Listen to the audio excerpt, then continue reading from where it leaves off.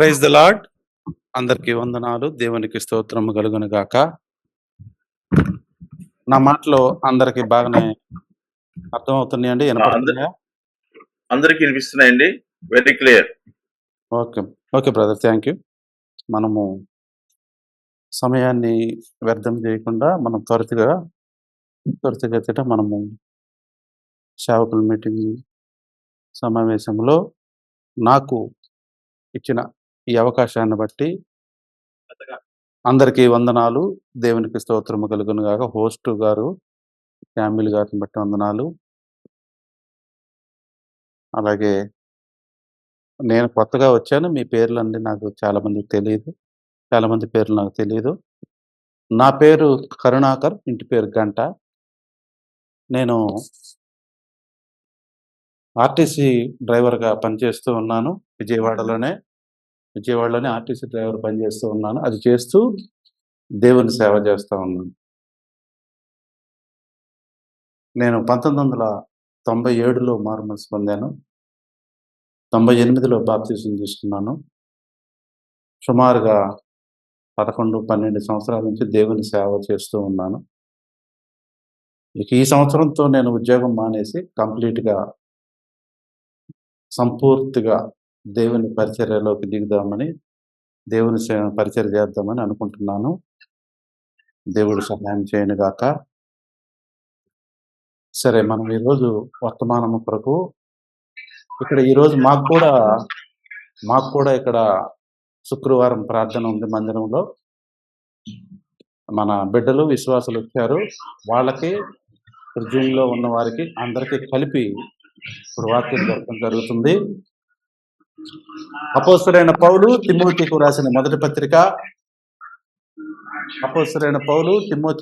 మొదటి పత్రిక 4వ అధ్యాయము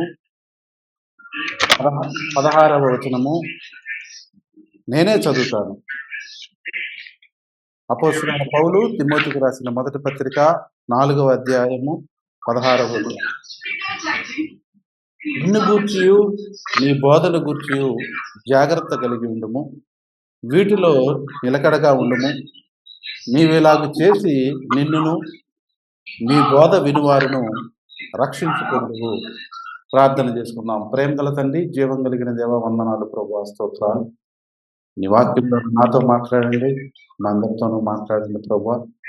నేనేమి నేర్చుకోవాలో నాకు నేర్పించండి. అలాగే మేమందరము కూడా ఏం నేర్చుకోవాలో మాకు నేర్పించండి. ఇంకా భవిష్యత్తులో ఈ వాక్యం ఎవరైతే వినబోతున్నారో వారికి మాకు అందరికి ఆశీర్వాదకరంగా ఉండినట్లుగా సహాయము దయచేయమని వందనాలు, స్తోత్రాలు చెల్లిస్తూ మహిమ ఘనత ప్రభావం నీకు ఆరోపిస్తూ ఈ సన్నిధి కాంతి మా మీద ప్రకాశింపజేయమని యేసు నామములో ప్రార్థన స్తుతించి అడిగి వేడుకుంటున్నాం తండ్రి. ఆమేన్. దయచేసి ఇంకా కొంతమంది సైలెంట్లో పెట్టుకోలేదు, మ్యూట్ చేయలేదు. వారు ఎవరన్నా ఉంటే మర్చిపోయారేమో, మ్యూట్ చేసుకోండి. అపోస్తలుడైన పౌలు తిమోతికి రాసిన పత్రిక. తిమోతి అనే అతను అపోస్తలుడైన పౌలుకి నా నిజమైన కుమారుడు అని చెప్పడం జరిగింది. తిమోతికి రాసిన మొదటి పత్రిక 1వ అధ్యాయం 2వ వచనంలో విశ్వాసమును బట్టి నా నిజమైన కుమారుడు తిమోతికి శుభమని చెప్పి వ్రాయినది. ఈ తిమోతికి చాలా చక్కగా అపోస్తలుడైన పౌలు ట్రైనింగ్ ఇచ్చి చక్కగా ఒక సంఘ పెద్దగా నియమించాడు. సంఘ పెద్దగా నియమించిన తర్వాత ఎన్నో జాగ్రత్తలు చెప్తా ఉన్నాడు. చెప్తూ ఇక్కడ 1 తిమోతి 4:16లో నిన్ను గూర్చియు నీ బోధన గూర్చియు జాగ్రత్త అంటే, మొట్టమొదటిగా తిమోతి నువ్వు జాగ్రత్త అని చెప్పాడు. రెండోది నీ బోధన గూర్చి జాగ్రత్త అని చెప్పాడు. అంతేకాకుండా వీటిలో ఎలా ఉండాలి? నిలకడగా ఉండుము. నీవిలాగ చేసి నిన్నును నీ బోధ వినువారిని రక్షించుకొందువు అన్నాడు. కాబట్టి మొట్టమొదటిగా దైవజనులైన వారు ఏమి నేర్చుకోవాలంటే, మనము నిన్ను గూర్చి మనల్ని గూర్చి మనం జాగ్రత్త పడాలంట. మొట్టమొదటగా మనల్ని గూర్చి మనము జాగ్రత్త పడాలి. ఏమిటి జాగ్రత్త అంటే, మన ప్రవర్తన గూర్చి జాగ్రత్త పడాలి. మనం చేసే క్రియలు గూర్చి మనం జాగ్రత్త పడాలి. ఎందుకంటే బైబిల్‌లో 4 సువార్తలున్నాయి. 5వ సువార్త నువ్వు నేనే. మనము స్టేజి మీదెక్కి ఎంత బ్రహ్మాండమైన వాక్యాలు మనం ప్రిపేర్ అయ్యి యూట్యూబుల్లో విని గాని, ఇంకొకటి గాని ఏ ఏదన్నా ప్రిపేర్ అయ్యి చూసి చెప్పిన దానికంటే మన ప్రవర్తనే మన విశ్వాసులు మనల్ని జూస్తారు. విశ్వాసులు చూసేదేంటంటే పాస్టర్ గారు ఎలా ఉన్నాడు? ఏం జేస్తన్నాడు? ఏం జెప్తున్నాడు? ఏం జేస్తన్నాడు? చెప్పింది జేస్తన్నాడా? అని జెప్పి బాగా అబ్జర్వ్ జేస్తారు. వారు అబ్జర్వ్ చేసుకునే దానికంటే కూడా దైవజనుడి మీద ఎక్కువ కాన్సంట్రేషన్ ఉంటది. అది ప్రతి ఒక్కరూ గుర్తుపెట్టుకోవాలి. అది ప్రతి ఒక్కరూ గుర్తుపెట్టుకోవాలి. నిన్ను గూర్చి జాగ్రత్త అంటే ఏంటంటే, మన ప్రవర్తన గూర్చి జాగ్రత్త. మనమే ఒక సువార్త అవ్వాలి. ఎంత మెసేజ్ జెప్పినా, గంట సేపు జెప్పినా, గంటన్నర జెప్పినా, ఎన్ని జెప్పినా మెసేజ్ కంటే గూడా మన ప్రవర్తనే ముఖ్యము. అందుకనే పేతురు పత్రికలో వాక్యము లేకుండానే తమ ప్రవర్తన వలన రాబట్టవచ్చును అని గూడా జెప్తారు. కాబట్టి మన ప్రవర్తన అనేది చాలా ముఖ్యము. 1 తిమోతికి రాసిన పత్రిక 6వ అధ్యాయము 11వ వచనంలో దైవజనుడా నీవైతే వీటిని విసర్జించి, వీటిని విసర్జించి నీతిని, భక్తిని, విశ్వాసమును, ప్రేమను, ఓర్పును, సాత్వికమును సంపాదించుకొనుటకు ప్రయాసపడుము అన్నాడు. చూసారా? కాబట్టి దైవజనుడు వేటి విషయంలో జాగ్రత్తగా ఉండాలంటే నీతి విషయంలో జాగ్రత్తగా ఉండాలి. నీతి విషయంలో జాగ్రత్తగా ఉండాలి. భక్తి చేసే విషయంలో జాగ్రత్తగా ఉండాలి. విశ్వాసం విషయంలో జాగ్రత్తగా ఉండాలి. మనమే విశ్వాసం నేర్పాలి. మన బిడ్డలైన వారికి, విశ్వాసులైన వారికి నీ విశ్వాసము అన్నేంటి ఎలా చెప్తున్నారు? పాస్టర్ గారేంటి ఎలా చెప్తున్నారు? ఇది అవుద్దంటావా అని ఆళ్ళు అనుకుంటారు. కంపల్సరీగా అవుతుంది. మన విశ్వాసమే. కాబట్టి మనం నమ్ముట నీ వలనైతే నమ్మువానికి సమస్తము సాధ్యము. కాబట్టి భక్తి, నీతి, విశ్వాసము, ప్రేమ మొట్టమొదటగా ప్రేమించటం నేర్చుకోవాలండి. ప్రేమించటం నేర్చుకోవాలి. ప్రతి ఒక్కరిని ప్రేమించాలి. అంత పాజిటివే ఆలోచించాలి. నెగెటివ్ అసలు ఆలోచించకూడదు. నెగెటివ్ ఆలోచిస్తే సేవంతా దెబ్బతినిపోద్ది. కాబట్టి ప్రతి ఒక్కరి గురించి మనము పాజిటివ్‌గానే ఆలోచించాలి. అది ఆరోగ్యానికి కూడా మంచిది. పాజిటివ్‌గా ఆలోచిస్తే అది ఆరోగ్యానికి కూడా చాలా మంచిది. కాబట్టి ఓర్పు అనేది కూడా చాలా అవసరం. ఓర్పు అనేది కూడా ఎంతో ఓర్చుకోవాల్సొస్తది. ఎంతో సహించుకోవాల్సొస్తది. విశ్వాసులు సహించుకునేది, ఓర్చుకునేది తక్కువే గానీ, మనమే ఓర్చుకోవటం అనేది చాలా అవసరమై ఉంటుంది. సహించుకోవటం చాలా అవసరమై ఉంటుంది. కోపము త్వరగా వచ్చేస్తుంది. సాత్వికము అన్నాడిక్కడ. సాత్వికమును సంపాదించుకోవాలంట.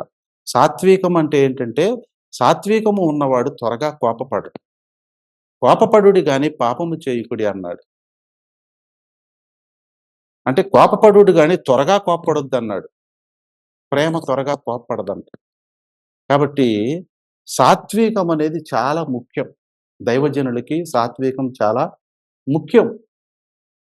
కాబట్టి ఈ విషయాలన్నిటిని మనం నేర్చుకోవాలి. దైవజనుడా అంటే దేవుని యొక్క జనుడా, దేవుని యొక్క జనమా అంటే మనం ఒక్క సేవకుడమే అనేకుల జనములతో సమానం అన్నమాట. దైవజనుడా అనే మాట మొత్తం బైబిల్ అంతా చూస్తే 8 సార్లు రాయబడింది. క్రొత్త నిబంధనలో అయితే ఒక్కసారి రాయబడింది దైవజనుడా అని. కాబట్టి దైవజనుడా అని పిలిపించుకోవడం చాలా ఇష్టం. పాస్టర్ గారు నన్నెవరన్నా నన్నెవరన్నా పాస్టర్ గారంటే నాకిష్టం ఉండదు. నేను చాలా మంది చెప్తా గూడా. అన్నా, అన్నా అంటే అన్నా అని పిలవండి అనే అంటాను ఎక్కువగా. కాబట్టి అన్నా అని పిలవటంలో చాలా దగ్గర సంబంధం ఉంది. పాస్టర్ గారంటే దూరం అయిపోతాం మనం అని నాకనిపిచ్చిద్ది. అందరి సంగతేమో గాని. కాబట్టి మన ప్రవర్తన విషయంలో జాగ్రత్త. అది అక్కడ చెప్పింది అపోస్తలుడైన పౌలు మొట్టమొదటి పాయింట్ ఏంటంటే, నిన్ను గూర్చి జాగ్రత్త. అంటే నీ ప్రవర్తన గురించి జాగ్రత్త, నీ క్రియల గురించి జాగ్రత్త. ఎందుకంటే నిన్ను అనేక మంది చూస్తారు, నిన్ను ఫాలో అవుతారు. నిన్ను ఫాలో అవుతారు కాబట్టి నీవే జాగ్రత్తగుండాలి, నేనే జాగ్రత్తగుండాలి అని అక్కడ చెప్పడం జరుగుతుంది. ఇంకొకటి 1 తిమోతికి రాసిన పత్రిక 4వ అధ్యాయము 7వ వచనంలో అపవిత్రమైన ముసలమ్మ ముచ్చటలను విసర్జించి దేవభక్తి విషయంలో నీకు నీవే సాధకము చేసుకోను. కొంతమందికి ఫోన్ మాట్లాడితే ఫోన్ ఎత్తితే అర్ధగంట మాట్లాడతారు. ముప్పావు గంట మాట్లాడతారు. అవసరమైతే మాట్లాడొచ్చు. కానీ అనవసరమైన బాతాకాన్ని చేసుకొని మన సమయాన్ని వృధా చేసుకోవడం అది మంచి పని కాదు. మన మాటలు ఎలా ఉండాలి? కొంచెముగా ఉండాలి. విస్తారమైన మాటలలో దోషముండక మానదు. మానదు. కాబట్టి సాధ్యమైనంత వరకు తక్కువగా ఉండాలి. అందుకని అపోస్తలుడైన పౌలు అంటున్నాడు తిమోతితో, ముసలమ్మ ముచ్చట్లు మానేయి తిమోతి. అంటే తిమోతికి కొద్దిగా ఎక్కువ మాట్లాడటం అలవాటేమో ఒకవేళ.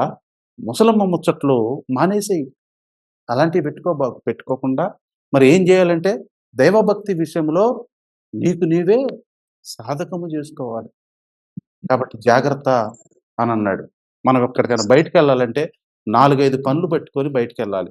ప్రతిదానికి ఒక్కొక్క పనికి బయటికెళ్ళి రావటం మనకి టైం వేస్టు, పెట్రోల్ దండగ. కాబట్టి 2, 3 పనుల మీద, 4 పనుల మీద చూసుకొని బయటికెళ్ళి రావాలి. అర్థమైందా? ప్రతిదానికి తుర్రున బండేసుకొని వెళ్ళటం, అగ్గిపెట్టె కొనుక్కొచ్చి రావటం, సబ్బు కొనుక్కొచ్చి రావటం అలా కాదు. అది క్రమము కాదు. ఇంక మనమేమి నేర్పుతాం? కాబట్టి ప్రతిదీ నేర్పాలి. మన విశ్వాసులకి మనము ప్రతిదీ నేర్పాలి. టైం వేస్ట్ చేయకూడదు. టైం వేస్ట్ చేసేవాళ్ళు అజ్ఞానులు అని బైబిలే చెప్పింది. సమయమును పోనీయక సద్వినియోగం చేసుకొనుచు అజ్ఞానుల వలె కాక జ్ఞానుల వలె నడుచుకోమను. అంటే సమయాన్ని పోనిచ్చేవాళ్ళు అజ్ఞానులు. ఏమాత్రం సమయాన్ని వేస్ట్ అవ్వకూడదు. శుభ్రంగా పని చేసుకో. ఎన్ని గంటలు పని చేస్తామో మనం అన్ని గంటలు పని చేసుకోవాలి. అలాగే ఎంతసేపు నిద్రపోవాలో అంతసేపు నిద్రపోవాలి. 7 గంటలు, 8 గంటలు నిద్రపో సఫిషియెంట్‌గా. మిగతాదంతా దేవుని కొరకు పనిచేయాలి మనం. మన ముందు అందుకే.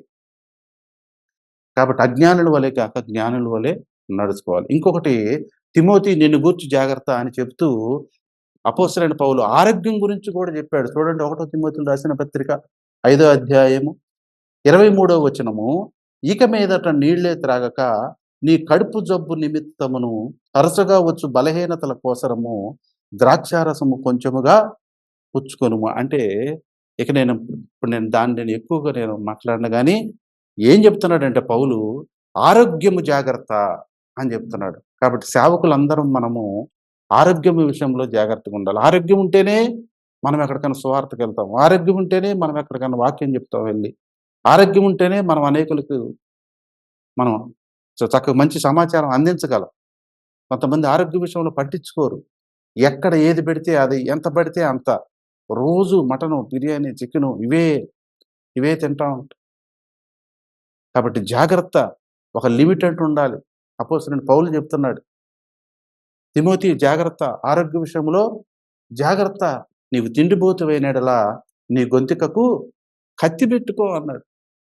మాంసం అధికంగా తినువారితో కనీసం సహవాసమైనా చేయొద్దన్నాడు. కాబట్టి మనం జాగ్రత్తగా ఉండాలి. ఏది పెడితే అది, ఎప్పుడు పెడితే అది, ఎక్కడ పెడితే అది, ఏది ఇస్తే అది అలా కాదు.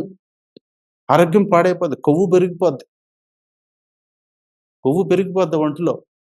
కొవ్వు పెరిగిపోయి మన హార్ట్‌కే దెబ్బొచ్చేస్తుంది.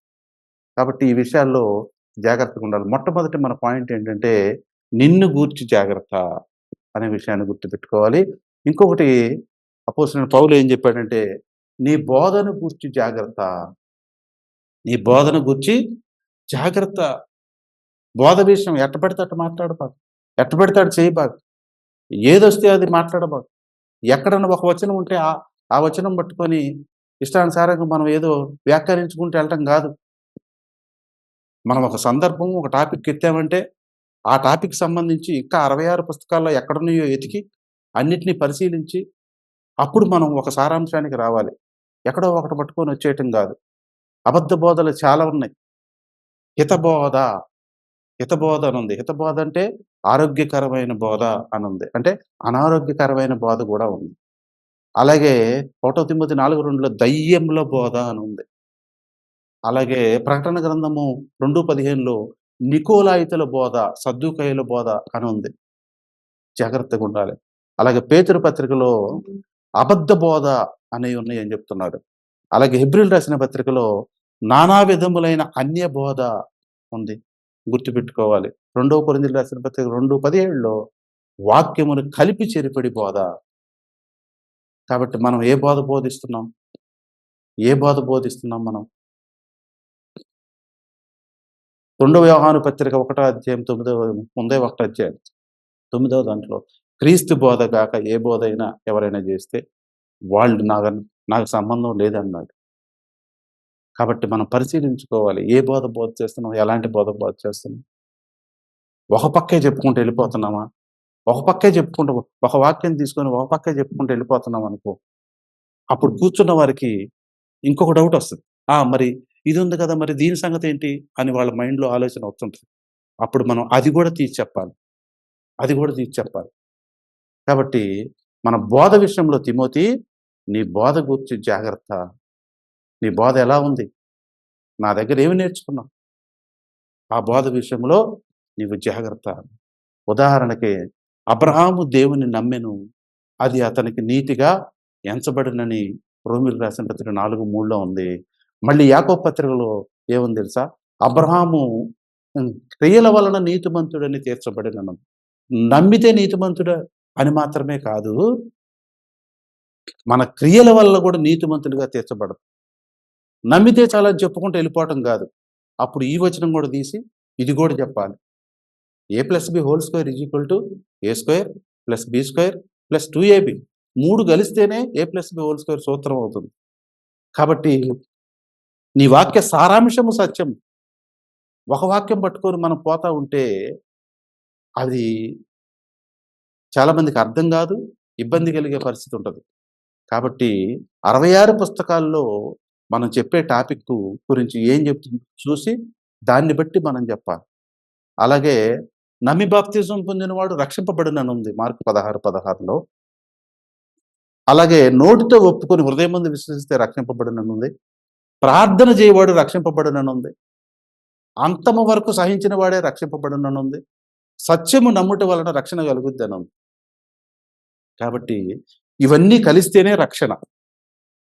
ఏదో నమ్మి బాప్తిసం పొందితే రక్షణ అయిపోదు. అది కొంతవరకే సత్యం.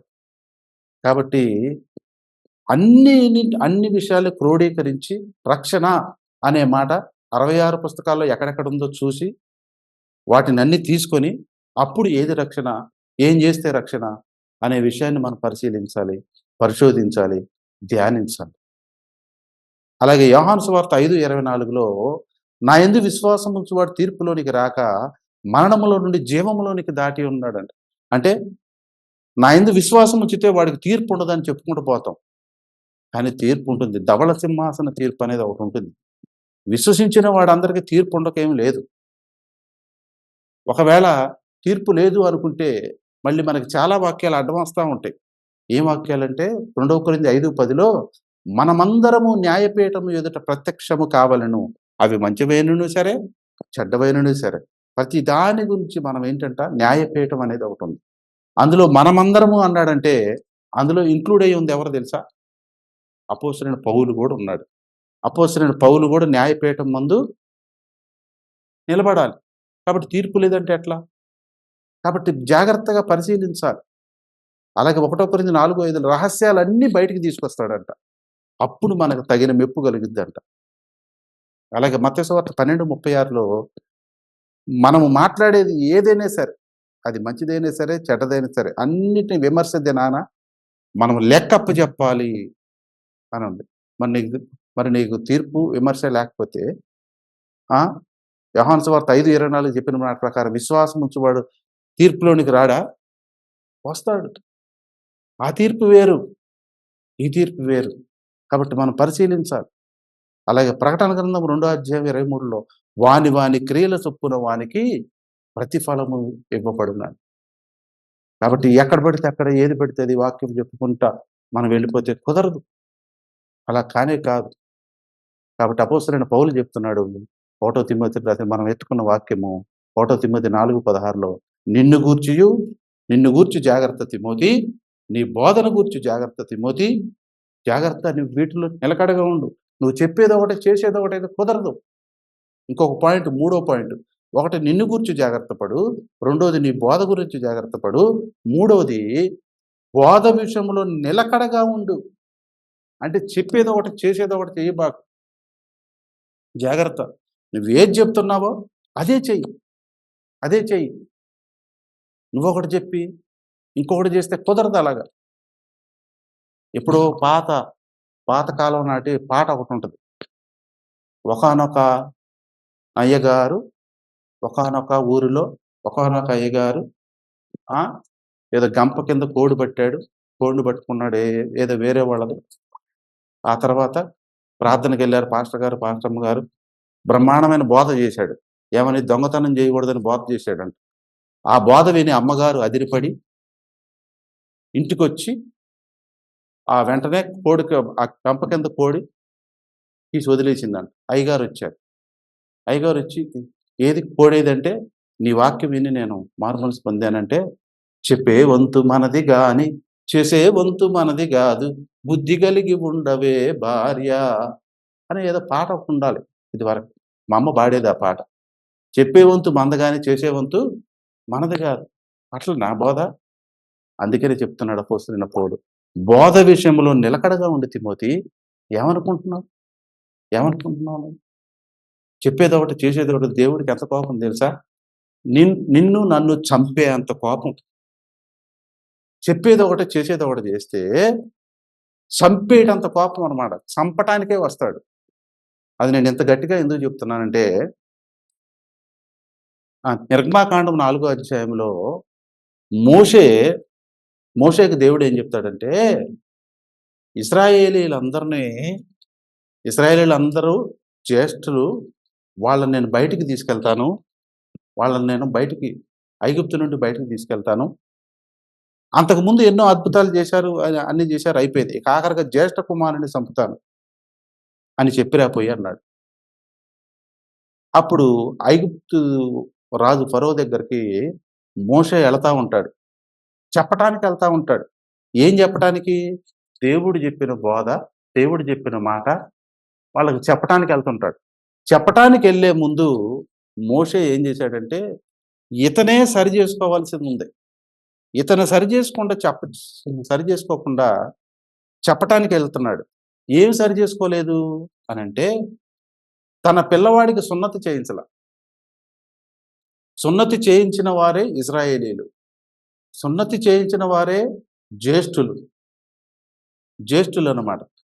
అసలు నీ దగ్గరే నువ్వు సరి చేసుకోకుండా వాళ్ళకేం చెప్పడానికి బయలుదేరావంటే, జాగ్రత్త, నీ పెద్ద కుమారుడు చనిపోతాడు అని చెప్పడానికి బయలుదేరాడు. అప్పుడు యెహోవా ఏం చేశాడు తెలుసా? మోషేను చంపజూచెను అన్నాడు. ఎందుకంత కోపం వచ్చింది మోషేకి? ఎందుకంత కోపం వచ్చింది అని అంటే, నువ్వు చేయకుండా ఇంకోటి చెప్పడానికి వెళ్తున్నావా అని కోపం వచ్చింది. ఎంత కోపం తెలుసా అది? చంపేటంత కోపం వచ్చింది. అప్పుడు మోషే భార్య ఈ సంగతి అర్థమైంది. ఆడవాళ్ళు ఎప్పుడైనా గుర్తుపెట్టుకోండి, ఆడవాళ్ళు మగవాళ్ళ కంటే తెలివిగలవాళ్ళు, చాలా తెలివిగలవాళ్ళు. అది గుర్తుపెట్టుకోండి. వాళ్ళకేం తెలియదు అనుకుంటున్నారా? వాళ్ళు చాలా తెలివిగలవాళ్ళు. కాబట్టి వారి మాట మనం వినాలి. వారు చెప్పేది కుటుంబం గురించి, పిల్లల గురించి, ఆర్థిక పరిస్థితుల గురించి చెప్తున్నారు. అది వినాలి. అది వినకుండా నాకే తెలుసులే, నేను సంపాదిస్తున్నాను, నువ్వు కూర్చో అంటే కుదరదు. అప్పుడు ఆమె మాట్లాడకపోతే యెహోవా దేవుడు మోషేని చంపేవాడే. ఇంకొకటి లేవనెత్తుకునేవాడు. దానిదేముంది? ఆయనకి ఈజీ పనిలే కదా. కాబట్టి భార్య ఏం చేసింది? పెద్దవాడికి సున్నతి గబగబగా ఒక రాయి తీసుకొని సున్నతి చేసి పెట్టేసరికి దేవుడు ఆపేశాడు. కాబట్టి చెప్పేది ఒకటి, చేసేది ఒకటైతే కుదరదు. ముఖ్యంగా ఒకవేళ మనం బ్రహ్మాండంగా చెప్పినా అది చాలా బాగుంది అనుకొని వెళ్తారు. అంతేగాని దానివల్ల నీకు ఉపయోగం లేదు, నాకు ఉపయోగం లేదు, ఎవరికి ఉపయోగం లేదు. కాబట్టి చేసేదే చెప్పాలి, చెప్పేదే చేయాలి. చెప్పేదే చేయటం కాదు, అసలు చేసేది చెప్పాలి. మోషే ఏం చేశాడు? చేయకుండా బయలుదేరాడు. కాబట్టి ఇప్పుడు మోషేని మనమేం తప్పు పట్టట్లా. ఆ రోజు నుంచి బ్రహ్మాండమైన సేవ చేశాడు. మానవులు అందరం ఏదో ఒక పొరపాటు చేస్తా ఉంటాం. మోషే కూడా మానవుడే కదా! కాబట్టి మోషేని తప్పు పడుతున్నాడేంటి అనుకోవద్దు. కాబట్టి పరిస్థితి ఏంటంటే, మనకిప్పుడు చెప్పబడిన మూడో పాయింట్ అంటే, బోధ విషయంలో ఎలా ఉండాలి? నిలకడగా ఉండు అని అంటున్నాడు. కాబట్టి మనం చెప్పే బోధ ఎలా ఉండాలి? నిలకడగా ఉండాలి, నిక్కచ్చిగా ఉండాలి, చేసేదే చెప్పాలి. అంతేగాని ఆహా! ఓహో! అనిపించుకుంటే ఉపయోగం ఏమీ లేదు. ఇక్కడున్న వాళ్ళందరూ మనందరము సేవకులమే. ఇది నేను కూడా నేర్చుకోవాలి. నేను కూడా నేర్చుకోవాలని ఎక్కడుందంటే, రోమీయులకు రాసిన పత్రిక 2:21లో నీవు బోధిస్తావు కదా! నిన్ను నువ్వు బోధించుకోవా అని అన్నాడు. కాబట్టి నన్ను కూడా నేను సరి చేసుకోవాలి. ఇది అందరికీ ఇది. కాబట్టి ప్రతి ఒక్కరము ఇప్పుడు జూమ్‌లో ఉన్న సేవకులందరము, మనము అందరము ఎవరున్నా సరే, మనం ఏం చేయాలంటే చేసేదే చెప్పాలి. అప్పుడు బ్రహ్మాండంగా వారి హృదయాల్లో పనిచేస్తుంది. వారి హృదయాల్లో పనిచేస్తుంది. కాబట్టి అపోస్తలుడైన పౌలు ఇక్కడ ప్రమాణమైన మాటలు చెప్పాడు. తిమోతి, నిన్ను గూర్చి జాగ్రత్త, నీ బోధన గూర్చి జాగ్రత్త. వీటిలో ఎలా ఉండాలి? నిలకడగా ఉండు. నీవిలాగ చేసి నిన్నును నీ బోధ వినువారును రక్షించుకుంటావు. అప్పుడు రక్షించుకుంటావంట ఇవన్నీ చేసినప్పుడు. కానీ కాబట్టి ఈరోజు మనం చెప్పుకున్నది మూడే పాయింట్లు. ఒకటి, నిన్ను గూర్చి జాగ్రత్త, నీ బోధన గూర్చి జాగ్రత్త. అలాగే ఇంకో పాయింట్ ఏంటి? బోధయందు నిలకడగా ఉండు. ఏది చెప్తున్నావో అది మనం ముందు చేసుండాలి. అది మనం ముందు చేసుండాలి. శాస్త్రులు, పరిసయ్యులు అలా చేయలా. వాళ్ళు చెప్పేదొకటి, చేసేదొకటి. మార్కు సువార్త 7:10లో ఏం చెప్పాడు? తల్లిదండ్రులను సన్మానించమన్నాడు. వాళ్ళు సన్మానించరు. వాళ్ళేమన్నారంటే అక్కడ దేవార్పితము అన్నారు. అంటే వాళ్ళు చేయరంట. అలాగే మత్తయి సువార్త 23 అధ్యాయంలో ఎక్కువగా శాస్త్రులు, పరిసయ్యులు చెబుతారే గాని వాళ్ళు చేయరంట. కాబట్టి శాస్త్రుల నీతి కంటేను, పరిసయ్యుల నీతి కంటేను మన నీతి అధికముగా లేకపోతే మనం పరలోక రాజ్యంలో ఎట్టి పరిస్థితిలో ప్రవేశించము. కాబట్టి గుర్తుపెట్టుకోవాలి. ఏ బోధ చేస్తున్నావు, ఎలాంటి బోధ చేస్తున్నావు అనేది మనం పరిశీలన చేసుకోవాలి. స్వపరీక్ష చేసుకోవాలి. ఆ బోధ కరెక్టేనా? నీ వాక్య సారాంశము సత్యం అన్నాడు. ఎక్కడో ఒక దగ్గర ఒకటి పట్టుకొని దాన్ని చెప్పుకుంటూ పోవటం కాదు. వాక్య సారాంశము సత్యము అంటే A+B² A² ఉండాలి, B² ఉండాలి, 2AB ఉండాలి. ఈ 3 కలిస్తేనే A+B². కాబట్టి మనం కూడా వాక్య సారాంశాన్ని బట్టి మనము వాక్యం చెప్పుకుంటూ ముందుకెళ్ళాలి. ఆరోగ్యం విషయంలో జాగ్రత్త. మనము పట్టించుకోము. ఏముందిలే, దేవుడు బతికినంత కాలం బతికిస్తాడులే, ఆ తర్వాత ఏదైనా కానీ తీసుకుంటాడు. అలా కాదు. నీతో దేవుడు చేయించాల్సిన పనులు ఇంకా చాలా ఉన్నాయి. అది గుర్తుపెట్టుకోవాలి మనందరం. మనతో దేవుడు చేయించాల్సిన పనులు చాలా ఉన్నాయి. అప్పుడే అయిపోయిందా? కాబట్టి మనము ఆలోచన కలిగి ఉండాలి. మంచి ఆలోచన కలిగి ఉండాలి. మంచి ప్రవర్తన కలిగి ఉండాలి. మంచి ఉద్దేశాలు కలిగి ఉండాలి. అబ్రహాము నమ్మటమే కాదు, ఆ తర్వాత క్రియల మూలంగా కూడా నీతిమంతుడిగా తీర్చబడ్డాడు. కాబట్టి ఈనాటి మన సందేశము, మన పాఠము, మన ఉద్దేశం ఏంటంటే, నిన్ను గూర్చి జాగ్రత్త, నీ బోధన గూర్చి జాగ్రత్త. వీటి యందు మనం ఎలా ఉండాలి? నిలకడగా ఉండాలి. నీవిలాగు చేసి నిన్నును నీ బోధ వినువారిని రక్షించుకుంటావు. అప్పుడు రక్షించుకుంటాం. అది విషయం. కాబట్టి ఈనాటి మనకి దేవుడు మనతో మాట్లాడుతున్న విషయాలు, ఈ 3 విషయాలు మనం ఒకసారి పరిశీలన చేసుకొని అందరం చేస్తూనే ఉన్నాం. ఇదేం కొత్త కాదు. అయినా సరే ఒకసారి మనం చూసుకొని మన మన దేవుని పరిచయం మనం ముందుకు కొనసాగాలి. నాకు ఇచ్చిన టైము 9:50 అన్నారు. 9:50 అయిపోయింది. దేవుడి మాటలు దీవించును గాక. అందరికి ఆశీర్వాదకరంగా ఉంటుంది గాక. ఆమేన్. ఓకే, చక్కటి వాక్య వివరించినటువంటి మరి సోదరులు కరుణాకర్ గారికి మనందరి తరఫున ప్రత్యేక వందనాలు తెలియజేస్తున్నాను.